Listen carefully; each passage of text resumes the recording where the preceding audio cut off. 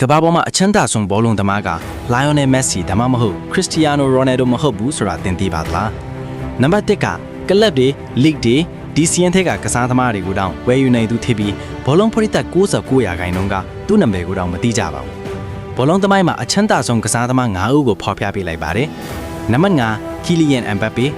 သူကကွင်းထဲမှာမြန်ဆန်ယုံတာမကပဲအဲ့ဒီကနေကြီးမားတဲ့ချမ်းသာကြွယ်ဝမှုကိုတည်ဆောက်နေပါတယ်။ကြီးမားတဲ့စာချုပ်တွေ Nike သဘောတူညီချက်တွေနဲ့ကမ္ဘာဖလားကြော်ကြားမှုတွေကသူ့ကိုအသက်ရှင်လေးရဲ့ဈေးကွက်ထဲမှာအယောင်ဆဆုံးအားကစားသမားတွေကတယောက်ဖြစ်စေခဲ့ပြီးသူ့ရဲ့အသားတင်ပိုင်ဆိုင်မှုကဒေါ်လာ350လောက်ရှိပါတယ်။နံပါတ်4 Neymar Jr.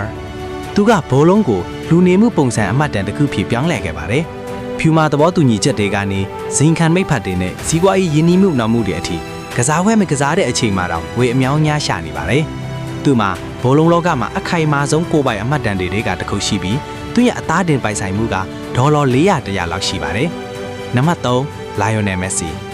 သူကဘောလုံးကိုလွှမ်းမိုးထားယုံသားမကကြော်ညာတွေကိုလည်းလွှမ်းမိုးထားပါတယ်။ Adidas,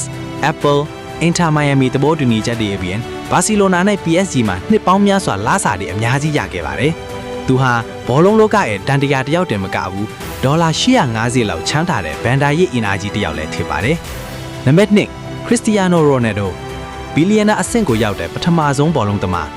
CR7 ကစားသမားတယောက်တင်မဟုတ်ပါဘူးအမှတ်တန်တစ်ခုပါဟိုတယ်တွေအားကစားရုံတွေအဝတ်စားတွေတပတ်တာ Nike စာချုပ်တွေ Ronaldo ဟာကွင်းထဲမှာရောကွင်းပြင်ပါမှာပါငွေကြီးကိုကျွမ်းကျင်စွာကိုင်တွယ်ခဲ့ပါတယ်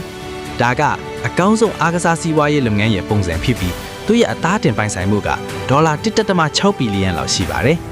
နံပါတ်1သူ့ရဲ့ပိုင်ဆိုင်မှုကရိုနယ်ဒိုနဲ့တခြားဘောလုံးသမားတွေပေါင်းထားတာထက်အများကြီးပိုပါတယ်။ဘီလီယံပေါင်းများစွာတန်တယ်လို့ပြောနေတာပါ။ဒါကကလပ်တွေ League တွေဒီစီးရင်တွေကကစားသမားတွေကိုတော့ဝယ်ယူနိုင်တဲ့သူပါ။ဘာလို့လဲဆိုတာသိလား။မှတ်ချက်ကဏ္ဍမှာခံမှန်းချက်လေးတွေရေးခဲ့ပေးပါ။